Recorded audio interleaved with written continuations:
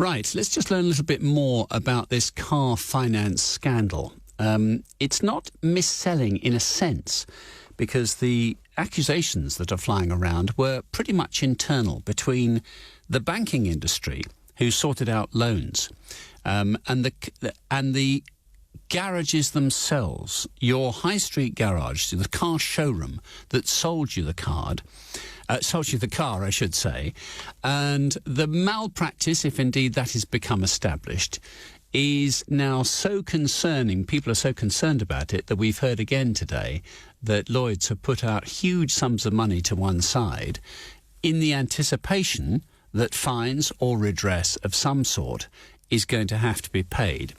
Now, Sentinel Legal is one of the organisations who are representing car buyers in this particular row or structure. Sam Ward is director of that organisation. Sam, hello again. Thank you for being there. Morning, Martin. How are you? Well, I'm all right, thank you. This scandal, in the sense of... let me ask you to articulate, just set it out for my listeners in case this is fresh to them. What is the accusation of what the banking organisations were doing in cahoots with the salesman in the garage forecourts? Absolutely. So the banks, or the car finance lenders, I'll refer to them as, were basically massively incentivizing car dealerships to increase your interest rate of your car loan in order to get more lending put through to them. And the way the banks did this, they offered the car dealerships millions and millions of pounds in advance commissions, for them giving priority to the likes of, say, Santander or First Rand Bank, instead of going out to the market and finding the best deal for you and your credit situation. The dealers were put into this very, very conflicted position by the car finance lenders on the promise of massive commissions. And this has been established. There is no doubt about it. This did actually happen, right? Or is it still being argued over? No. Absolutely, categorically happened. We have the evidence. The Court of Appeal, which is the second largest court in the country, unanimously sided with the claimants that this went on. And to quote the Court of Appeal, they said that the lenders and the dealers acted in their own self-interest and were greedy. So it's been unanimously proven. Time and again. The industry has actually put aside some money. But so why do the banks keep changing? They seem to be upping the amount of money they're having to put aside for this. Is it the case is getting bigger and bigger, or is it they're more, they're betting people in a sense, aren't they? They're thinking that actually this fine is going to come to pass. It's really going to have to be paid. I think plain and simple, Martin, it's share price protection by the banks. The Close Brothers, Barclays, Santander, and then recently Blackhorse today have all made provisions from their 2024 accounts. Blackhorse being the largest, they've just announced that they've put aside 1.15 billion to cover car finance compensation.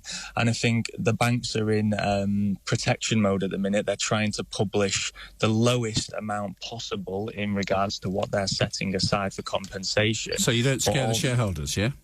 So you don't scare the shareholders. Right. Santander announced that they've done 295 million that's been put aside. Close Brothers, 165 million, and Barclays are at 90 million with more to announce yet. So I think as the year goes on this year, the Supreme Court are hearing the case again in April, and I think by the end of this year we'll see those figures significantly increased. Now, a quick thing, there's a twist to the plot here, isn't there? And it is a few days old now, but the Supreme Court, as you rightly say, is going to be hearing the case in April.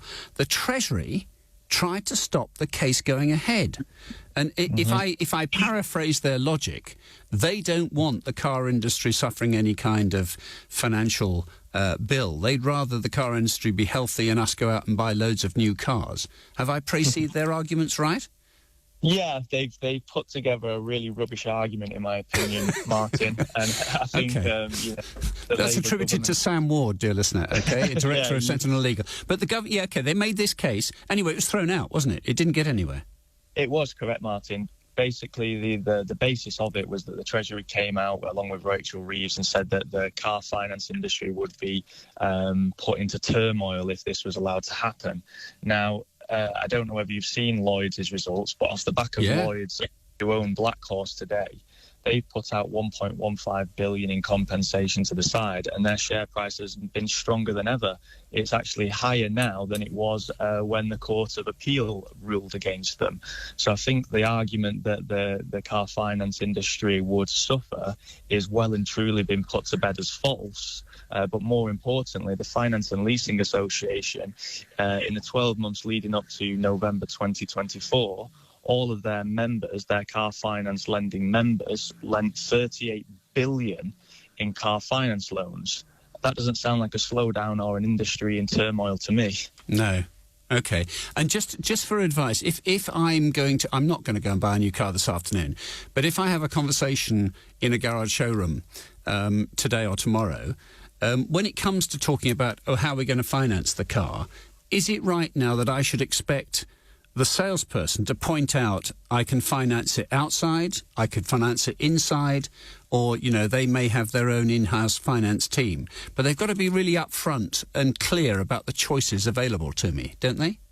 Exactly. It's what's called fully informed consent, Martin. And just after October, when the Court of Appeal sided against the banks, the entire industry changed their processes, which means that they have to disclose that a commission is being paid, how much is being paid, and what the calculation is to come up with that commission figure.